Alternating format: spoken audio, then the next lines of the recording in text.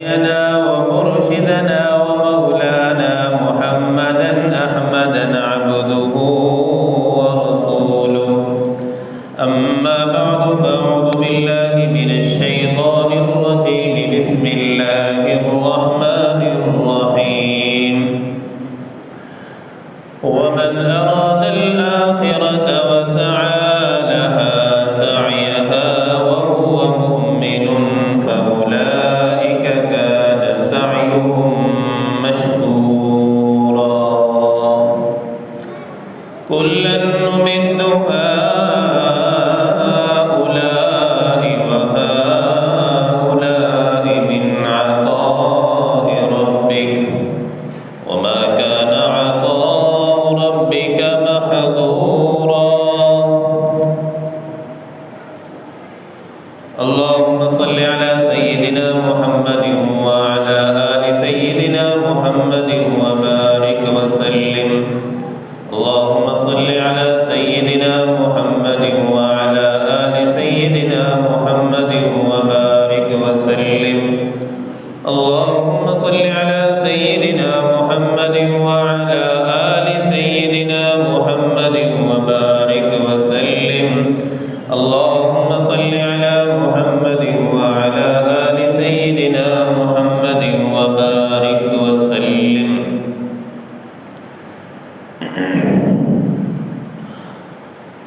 دنیا دار الفنا ہے، آخرت دار الجزا ہے. دنیا دار الغرور دھوکے کی جگہ ہے، آخرت دار السرور ہے، سکون اور راحت کی جگہ ہے. دنیا دار العمل ہے، عمل کرنے کی جگہ ہے. آخرت دار الجزا، اعمال کے بدلے کی جگہ آخرت ہے. یہ دنیا چند روزہ ہے، امتحان گاہ ہے، تماشا گاہ نہیں. سیر و تفریح کے لیے اللہ رب العزت نے ہمیں دنیا میں نہیں بلکہ امتحان کے لیے بھیجا ہے. لیکن افسوس یہ ہے کہ بہت سے لوگوں نے اسے چراگاہ بنا لیے ہے. حالانکہ دنیا کو اللہ رب العزت نے اینٹ اور گارے سے بنایا ہے، پتھر سے بنی ہے. آخرت کو اللہ رب العزت نے سونے اور چاندی سے بنایا ہے، لیکن پھر بھی لوگ دنیا کو ترجیح دیتے ہیں، آخرت کو نہیں. آخرت حالانکہ سونا اور چاندی سے اللہ نے آخرت کو بنایا ہے، اور آخرت باقی رہنے والی ہے، دنیا فنا ہونے والی ہے.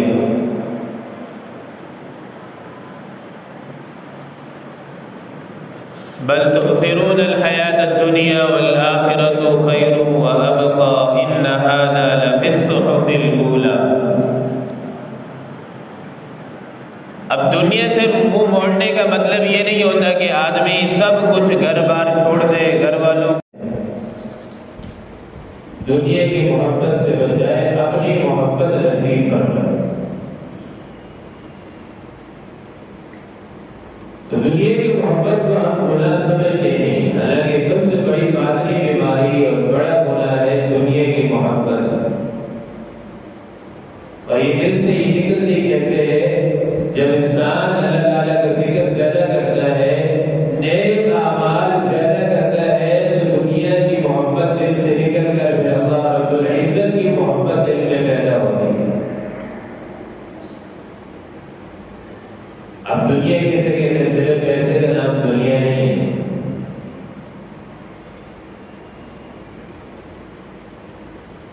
صرف مال و دولت کا نام دنیا نہیں ہے، بلکہ علماء فرماتے ہیں دنیا چیز اب خدا غافل کردن. دنیا اس چیز کا نام ہے جو چیز تجھے اپنے رب سے غافل کر دے، نماز سے غافل کر دے، اعمال سے غافل کر دے.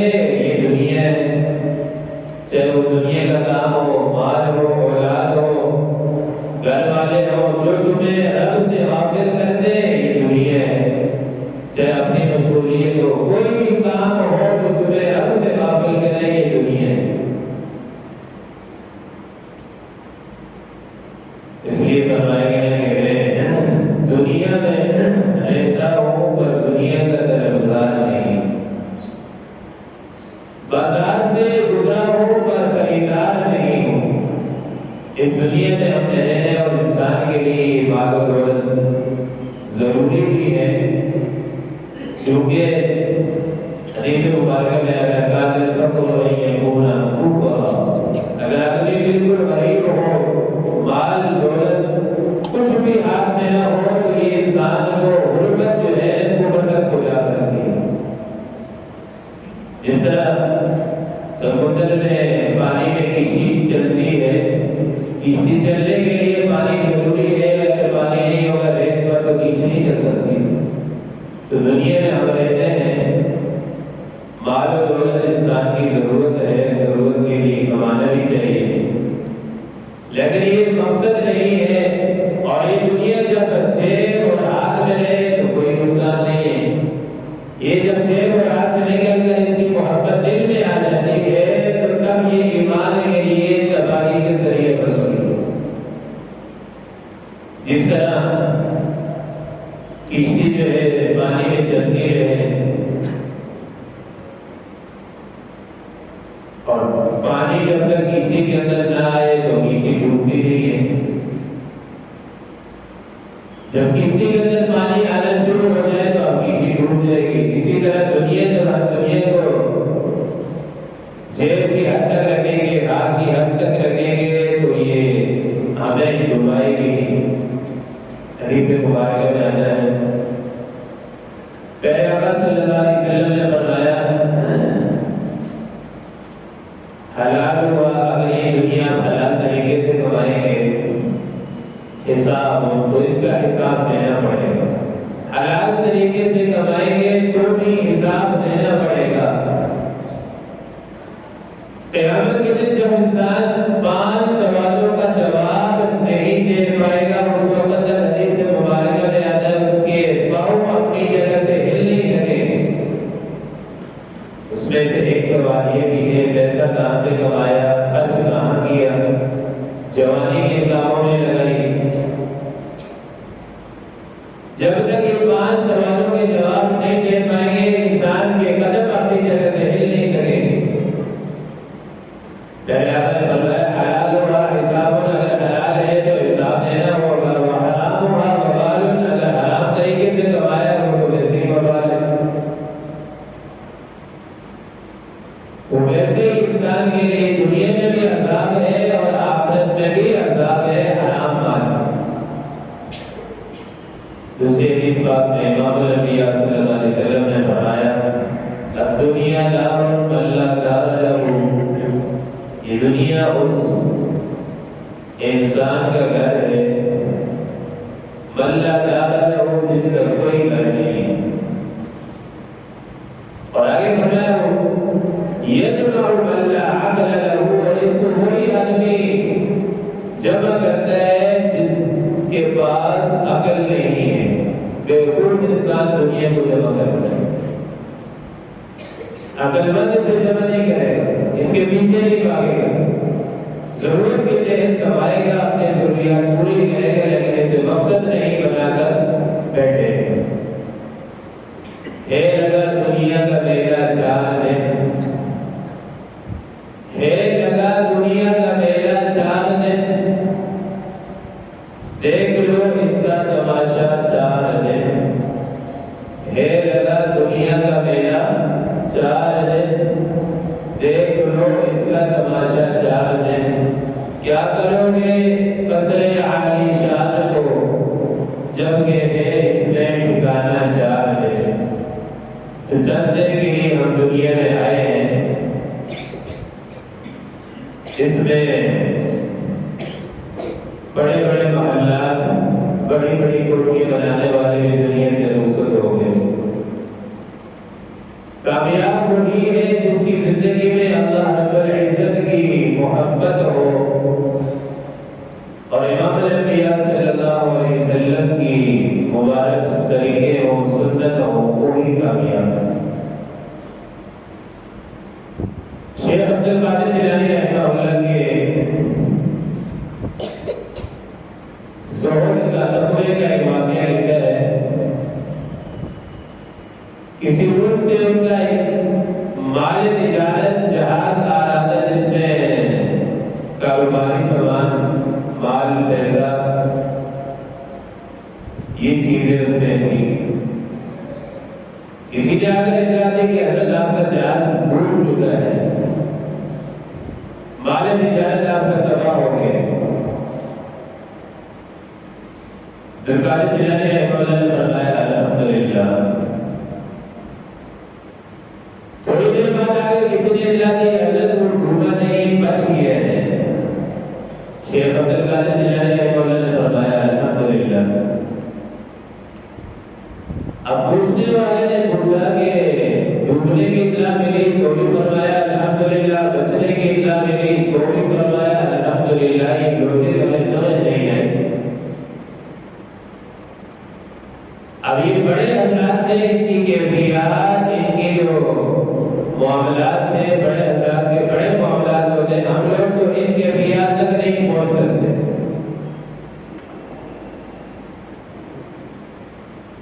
شیخ عبدالقادر جیلانی رحمہ اللہ نے جواب دیا کہ جب ڈوبنے کی اطلاع ملی تو میں نے اپنے دل کی طرف دیکھا، توجہ ڈالی کہ میرے دل میں کوئی وقت نہیں ہوا دنیا ہاتھ سے جانے کا، تو میرے دل میں اس چیز کا کوئی وقت نہیں تھا، تو میں نے کہا الحمدللہ۔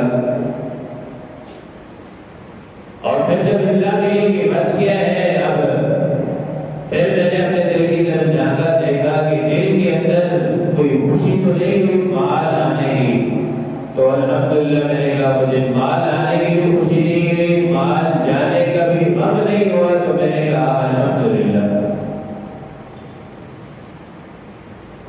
تو مال آنے کا غم نہ ہو اور مال جانے کا غم نہ ہو، آنے کی خوشی نہ ہو، یہ کامل ولایت کی علامت ہے۔ لیکن یہ بڑے حضرات جو ہوتے ہیں جنہوں نے اپنے دل پر محنت کی ہوتی ہے، ان کی کیفیات ہوتی ہے۔ عوام الناس، عام لوگوں کی کیفیت یہ نہیں کر سکتی جب تک محنت نہ کرے۔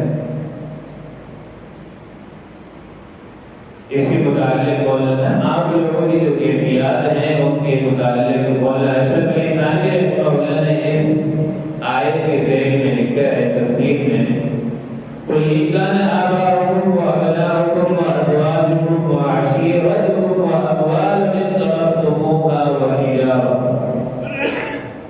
تَخْشَوْنَ كَسَادَهَا۔ عام لوگوں کی یہ کیفیت ہونی چاہیے، تب وہ پتہ چلے گا کہ یہ اسلام سے محبت زیادہ کرتے ہیں، یہ دنیا سے محبت زیادہ کرتے ہیں۔ عام لوگوں کی کیفیت یہ لکھی ہے کہ جب ان کے سامنے دین اور دنیا کی بات آ جائے تو مال و دولت کو وہ ترجیح نہ دیں بلکہ دین کو ترجیح دیں، تو یہ سمجھ لیں کہ اب ان کے دل میں دنیا کی محبت نہیں ہے، دین کی محبت ہے۔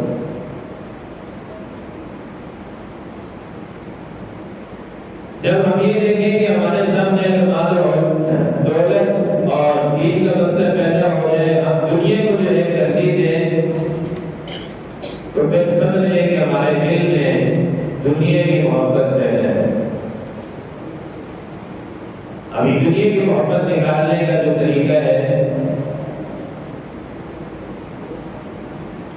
حضرت سلمان علیہ السلام نے جو بلقیس کے پاس پیغام بھیجا تو اس نے اپنے امراء سے مشورہ کیا کہ کیا کرنا چاہیے۔ بعض امراء نے کہا کہ جب کریں گے ہم ان سے لڑیں گے سلمان علیہ السلام سے۔ بعض نے مشورہ دیا کہ جنگ نہیں ہونی چاہیے، ہمیں نقصان ہوگا۔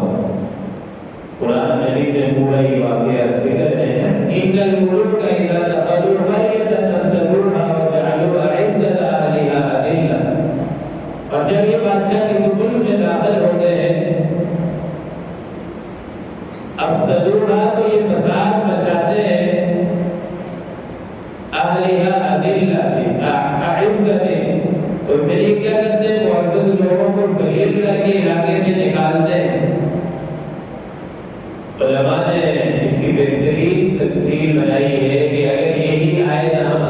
رب العزت کے نام کے ساتھ مثال بنائے تو یہ مثال یہ بنے گی ان الملوک اذا دخلوا قرية قریہ سے مراد ہم جب دل لیں کہ جب اللہ تعالیٰ کسی دل میں آتے ہیں تو انقلاب پیدا ہوتا ہے، دنیا ذلیل ہو کر دل سے نکل جاتی ہے اور اللہ کی محبت دل میں آ جاتی ہے۔ تو جب ہم اعمال زیادہ کریں گے، تلاوت نیک اعمال کی کثرت کریں گے تو دنیا کی محبت خود بخود ہمارے دل سے نکلے گی، اللہ کی محبت ہمارے دل میں پیوست ہو۔ اور دنیا کا مقصد بھی، دنیا میں آنے کا مقصد بھی یہی ہے کہ ہم اللہ تعالیٰ کی محبت کا ایک قطرہ بھی ہمیں نصیب ہو جائے تو ہمارا کام بن جائے۔ صحابہ کرام نے انہیں دنیا میں رہنے کا طریقہ صحابہ کرام کو آتا ہے۔ بعض لوگ ایسے ہوتے ہیں کہ جنہیں سانپ کا منظر آتا ہے اور وہ سانپ کو پکڑ لیتے ہیں تو سانپ انہیں نقصان بھی نہیں دیتا، اور جنہیں سانپ کا منظر کا پتہ نہ ہو وہ اگر ہاتھ بھی لگائے دور سے ڈر کے بھاگ رہے ہوتے ہیں کہ ہمیں ڈس نہ لے۔ صحابہ کرام کو دنیا میں رہنے کا طریقہ سلیقہ رسول اللہ صلی اللہ علیہ وسلم سے سیکھا تھا، اور جب ان کے قدموں میں کیس و کسرا کے خزانے ان کے قدموں میں پڑے تھے، حضرت علی منبر پہ بیٹھ کر اپنے آپ کو مخاطب کر کے فرما رہے تھے یا صفرا غر غیری، اے دنیا کے سونے اور چاندی تو مجھے دھوکہ نہیں دے سکتی۔ اب صحابہ کرام کی سب سے بڑی کرامت تو ہم یہ سمجھتے ہیں کہ ساتھ ابن ابی وقاص رضی اللہ تعالیٰ عنہ کا لشکر سمیت دریا پار کر جانا یہ سب سے بڑی کرامت ہے، مانتے ہیں یہ بھی کرامت ہے صحابہ کرام کی۔ جنگل میں چلے گئے، درندوں نے اور شیروں نے جنگل خالی کر دیا، یہ بھی صحابہ کی کرامت ہے، کوئی شک نہیں ہے۔ لیکن سب سے بڑی جو صحابہ کرام کی کرامت تھی وہ یہ تھی جب سونے اور چاندی کے ڈھیر ان کے قدموں میں تھے تو صحابہ کرام دنیا کی طرف متوجہ نہیں ہوئے، ان کا رخ ان کی توجہ اللہ کی طرف۔ تبھی تو رسول اللہ صلی اللہ علیہ وسلم جب دنیا سے رخصت ہوتے ہیں اتنے پیمن آپ صلی اللہ علیہ وسلم کے کپڑے مبارک میں لگے ہوئے تھے، اور ایک بیلنس میں کیا ہے صرف 9 تلواریں ہیں، 9 تلواریں ہیں، کوئی عالی شان مکان نہیں ہے۔ آخری دم تک رسول پاک صلی اللہ علیہ وسلم کھجور کی بنے ہوئے بستر پر زندگی گزارتے تھے۔ تو ہمیں رسول اللہ صلی اللہ علیہ وسلم کی عمل سے بھی یہ تعلیم ملتی ہے کہ دنیا چل ہوتا ہے، اور کتنے کتنے دن نبی پاک صلی اللہ علیہ وسلم کے گھر میں فاقہ ایک جنگ کا موقع ہے۔ ایک صحابی نے کہا یا رسول اللہ اردو کا عالم ہے، کئی دن ہو گئے کھانا نہیں کھایا، میرے پیٹ میں پتھر بندے ہو۔ امام الانبیاء صلی اللہ علیہ وسلم نے اپنے پیٹ سے کبیر اتار کر فرمایا، ہٹا کر فرمایا کہ میرے صحابی میرے پیٹ میں ایک پتھر ہے، میرے پیٹ میں 2 پتھر بندے ہو۔ ہمارا نبی بھی ہمیں یہ تعلیم دے کے گیا ہے کہ اس دنیا میں ہم ہمیشہ کے لیے نہیں آئے ہیں، ایک مسافر ہے فی الدنیا کأنک غریب او عابر سبیل۔ دنیا کے اندر اس طرح رہنے کا حکم دیا گیا جس میں ایک مسافر ہے۔ اب ہم یہاں سے اگر اسلام آباد کا سفر کرتے ہیں، مسافر اپنے پاس کیا ساتھ لے کر جاتا ہے؟ چند دن کا سامان، کچھ کپڑے بس، تاکہ جتنا ہلکا پھلکا سامان ہوگا اتنا سفر آسان ہوگا۔ جتنا جو ہے ہم سفر میں زیادہ لے کر جائیں گے تو اتنے ہمارے لیے مسائل زیادہ ہوں گے۔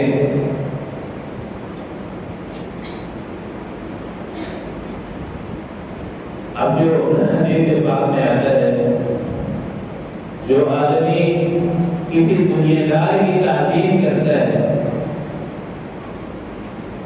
پھر یہ فرق ہے، ایک ہوتا ہے کسی دنیا دار کو عزت اس لیے دیں کہ مالدار ہے، تو حدیث پاک میں آتا ہے نعم الامیر وعلی باب الفقیر، وہ مالدار تو اچھا ہے جو اللہ والوں کے دروازے پر آئے دین سیکھنے کے لیے، وہ اللہ والوں کے ساتھ بیٹھ کر وہ بھی اللہ والا بن جاتا ہے اور اللہ تعالیٰ اس سے محبت فرماتے ہیں۔ اگلا جملہ ہمارے لیے جو ہے وہ بئس الفقیر علی باب الامیر، اب ایک اللہ والا فقیر ہو، ایک آدمی ہو، وہ چل کر مالدار کے دروازے پر جائے اپنی حاجت لے کر، فرمایا یہ سب سے برا ہے۔ اور اس نے اگر اسے مالدار کو اس لیے عزت دی کہ پیسے والا ہے، تو اللہ کے پاک پیغمبر صلی اللہ علیہ وسلم نے فرمایا کہ اس کا 2 حصے دین برباد ہو گیا، 2 حصے دین برباد ہو گیا۔ اللہ کے ہاں یہ قدر و قیمت نہیں ہے کہ فلان پیسے والا ہے، مالدار ہے۔ اللہ کے ہاں ان اکرمکم عند اللہ اتقاکم، اللہ کے ہاں معزز تو وہ آدمی ہے جو سب سے زیادہ تقویدار ہو، گناہوں سے بچنے والا ہو۔ اللہ کے ہاں اس آدمی کی قدر و قیمت ہے۔ رب تعالیٰ کے ہاں یہ بھی نہیں چلتا کہ یہ مال والا ہے، نسب والا ہے، حسب والا ہے، بڑے خاندان والا ہے، بڑے تعلقات والا ہے، نہ یہ ساری دنیا تک ہے۔ اللہ کے ہاں یہ معیار ہے، یا ایھا الناس ان اکرمکم عند اللہ اتقاکم، تم میں سب سے زیادہ جو ہے وہ ہے اللہ کے ہاں مکرم عزت والا، جو زیادہ سے زیادہ تقوی والا ہو، گناہوں سے بچنے والا ہو، رب تعالیٰ کی بات ماننے والا ہو۔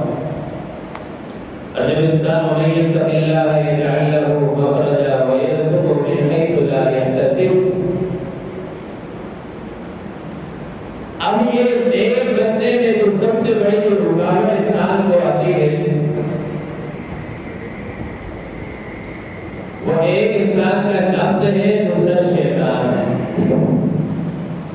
یہ کہ انسان کو یہ دونوں چیزیں انسان کی دشمن ہے اور یہ ہمیں کبھی نیک نہیں کرنے دیں گے۔ سب سے پہلا خیال جو شیطان دل میں ڈالے گا، تو نیک بنے گا تو کھائے گا کہاں سے؟ نیک بنے گا تو تیرے لیے بڑی بڑی مشکلات پیدا ہوں گی۔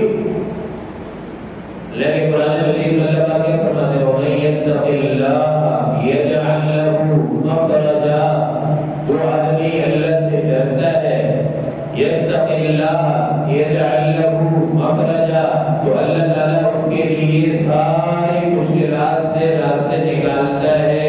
دنیا کی ساری مشکلیں اللہ اس کے لیے آسان کر رہا ہے۔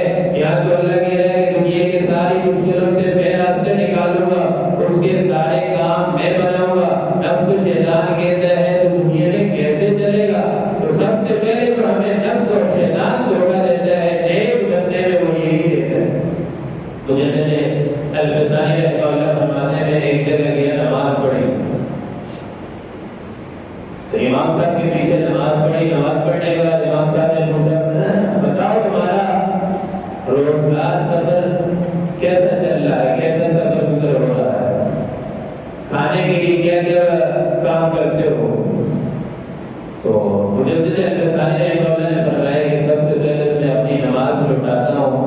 آپ امام تو بن گئے ہیں لیکن دنیا کی محبت آپ کے دل میں ہے اور عقیدہ ابھی تک آپ کا ٹھیک نہیں ہوا۔ مجدد الفسانی رحمہ اللہ نے فرمایا، جب سے میں نے یہ قرآن کی آیت پڑھی ہے، وَفِي السَّمَاءِ رِزْقُكُمْ، کہ تمہارا رزق آسمانوں میں ہے، اس کے بعد سے میں نے دل سے یہ خیال ہی نکال دیا کہ میں کھاؤں گا کہاں سے، پیوں گا کہاں سے۔ وَفِي السَّمَاءِ رِزْقُكُمْ وَمَا تُوعَدُونَ، رزق کا وعدہ اللہ نے کیا ہوا ہے۔ اب جس چیز کا وعدہ ہے ہم اس کے پیچھے بھاگ رہے ہیں، جس چیز کا وعدہ نہیں ہے ہم اسے بھول گئے۔ بخشش کا وعدہ رب نے نہیں کیا، بخشش کا وعدہ اللہ تعالیٰ نے جو ہے معاملہ اعمال کے ساتھ جوڑ دی کہ اعمال کرو گے تو رب کا وعدہ تمہارے ساتھ ہے۔ اب حدیث پاک میں آتا ہے، جو آدمی 5 وقت کی نماز پڑھتا ہے، رب تعالیٰ کا وعدہ ہے کہ اسے جنت میں داخل کرے گا۔ اور آگے فرمایا کہ جو نماز نہیں پڑھتا، اللہ تعالیٰ نے صاف فرما دیا کہ میرا اس کے ساتھ کوئی وعدہ نہیں، چاہے تو معاف فرما دیں، چاہے تو اسے عذاب دیں۔ یہ رب کی مرضی۔ سفیان ثوری رحمہ اللہ بات کو سمیٹ رہا ہوں، یہ 3 ساتھی تھے پڑھنے کے لیے نکل گئے۔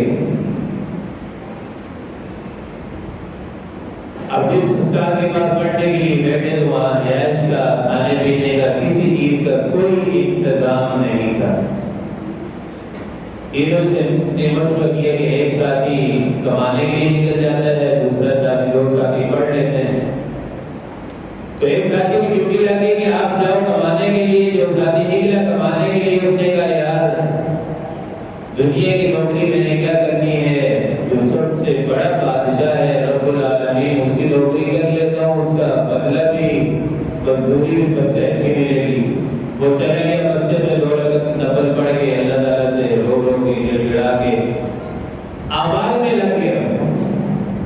شام کو جب واپس آئے تو 2 ساتھی تینوں نے فاقہ گزارا, لیکن تینوں کو یہ یقین تھا کہ رب تعالیٰ پر پوری بھی بڑی دیتے ہیں اور ان کا انعام بھی بڑا ہے اور ملے گی ضرور. دوسرے دن دوسرے ساتھی کی ڈیوٹی تھی, اس نے بھی سوچا یار کسی دنیا والے کی کیا نوکری کرنی ہے, رب تعالیٰ کی نوکری کریں جس کا بدلہ بھی بڑا ہے. دوسرے دن بھی تینوں ساتھیوں کا یہی حال فاقے میں گزری. تیسرے دن پھر یہی صورتحال, تیسرے ساتھی کے دل میں یہی بات آئی کہ کسی دنیا والے کی کیا نوکری کرنی ہے, رب تعالیٰ کی نوکری کرتا ہوں جس کی مزدوری بھی بڑی ہے اور انعام بھی اچھا ملتا ہے, مزدوری بھی پوری ملے گی. وہ بھی چلا گیا مسجد میں خوشی خوشی کے ساتھ نماز پڑھنے لگا, اعمال میں لگے.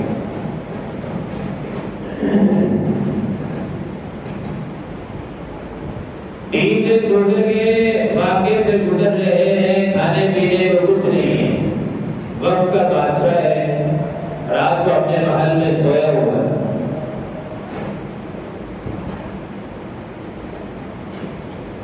محل میں سے ایک چیز نمودار ہوتی ہے اور اپنا حلیہ عجیب حلیہ ہے اور پنجہ یوں کر کے جیسے سفیان تھوڑی بادشاہ کی طرف وہ پنجہ بڑھا کے کہتی ہے وہ بلا کہ تو آرام سے سویا ہوا اپنے محل میں, فلاں فلاں 3 بندے اللہ کے نیک بندے ہیں اور بھوکے ہیں, ان کے لیے تو نے کوئی انتظام نہیں کیا. اگر نہیں کیا تو تجھے زوردار یہ پنجہ لگے گا جس سے تیری حالت خراب ہو جائے گی. اب وقت کا بادشاہ اٹھا دین سے ڈر کے فوراً اپنے غلاموں کو حکم دیا کہ سفیان ثوری اس بندے کو تلاش کرو اور اس کے لیے جناب دینار بھی لے جاؤ, جہاں ملے اسے دے کر اور بالکل میرے پاس لے کر آؤ. اور جب انسان کتنا من کان للہ کان اللہ لہ, جب انسان اللہ کا ہو جاتا ہے تو اللہ تعالیٰ اس کے ہو جاتے ہیں. من وجدتنی وجدت کل شیء, جس نے اللہ کو پا لیا تو اس نے سب کچھ پا لیا, اور جس نے اللہ کو کھو دیا تو اس نے سب کچھ کھو دیا. جب اللہ مل گیا تو